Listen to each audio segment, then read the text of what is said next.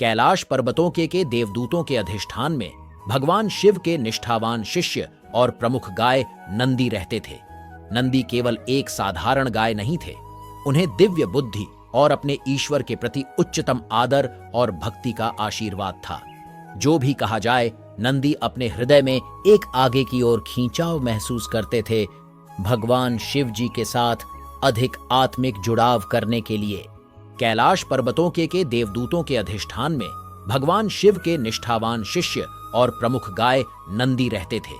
नंदी केवल एक साधारण गाय नहीं थे, उन्हें दिव्य बुद्धि और अपने ईश्वर के प्रति उच्चतम आदर और भक्ति का आशीर्वाद था। जो भी कहा जाए, नंदी अपने हृदय में एक आगे की ओर खींचाव महसूस करते थे, भगवान शिव जी के साथ अधिक आत्मिक जुड़ाव करने के लिए।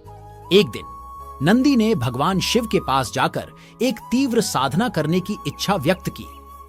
नंदी की भक्ति और संकल्प को देखकर प्रभु शिव ने उन्हें अपने आध्यात्मिक यात्रा पर जाने की अनुमति दी। निश्चित मन से नंदी कैलाश पर्वत के दिव्य आश्रम से नीचे उतरे और मानव रूप के घने जंगल में अपनी एकांत यात्रा की शुरुआत की। नंदी ने विकट पहाड़ों के माध्यम से तरंगी नदियों को पार किया और सूर्य की उगती धूप का सामना किया। अनेक अवसादों का सामना करते हुए भी नंदी ने अपने आत्मा को अद्वितीय प्रकृति के साथ जोड़ने के लिए अपने संकल्प में दृढ़ बने रहने का निर्णय लिया। अंततः अथक यात्रा के दिनों के बाद नंदी ने जंगल के हृदय में एक शांत और अलग थलग स्थान पाया। यहां उन्होंने अपनी तीव्र साधना की शुरुआत की। सभी भौतिक सुखों को छोड़कर नंदी ने ब्रह्मचर्य के तपस्या की अनुभूति की। हर दिन नंदी सुबह के पहले उठता था और भगवान शिव की दिव्य रूप में ध्यान करता था।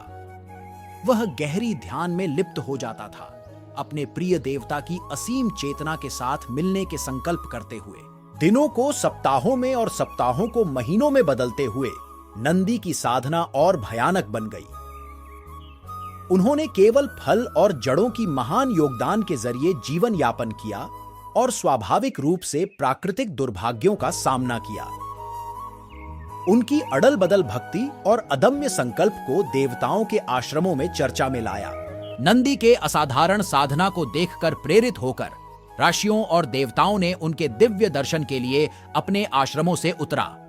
जंगल के पशु नंदी के उपस्थिति की पवित्रता का एहसास करते हुए उनके चारों ओर खामोश समर्पण के साथ इकट्ठा हो गए। नंदी के असाधारण साधना को देखकर प्रेरित होकर भगवान शिव ने अपने शिष्य की भक्ति की सत्यता का परीक्षण करने का निर्णय किया। एक दिन एक भिखारी संत के रूप में भगवान शिव नंदी के सामने प्रकट हुए और उनको भिक्षा मांगी। भगवान शिव ने अपनी असली पहचान से वंचित नंदी ने अज्ञात आदमी का स्वागत किया और जो कुछ भी था उसे उपहार के रूप में प्रस्तुत किया। नंदी की निष्कपटता और उदारता के लिए प्रसन्न भगवान शिव ने अपने दिव्य रूप को अपने वफादार शिष्य के सामने प्रकट किया। खुशी और कृतज्ञता से ओवरवेलमेड नंदी ने अपने प्रिय प्रभु के सामने झुक गए। दिव्य आनंद की आंसुओं से उनकी आंखों में बह रही थीं। नंदी की अद्वितीय भक्ति और निःस्वार्थ बलिदान को देखकर प्रेरित होकर भगवान शिव ने उन्हें दिव्य ज्ञान और शाश्वत सहयोग का आशीर्वाद दिया। इसके बाद से नंदी न केवल भगवान शिव का वाहन माउंट बने, बल्कि उनके सबसे विश्वसनीय भक्त और गुप्तसार भी बने।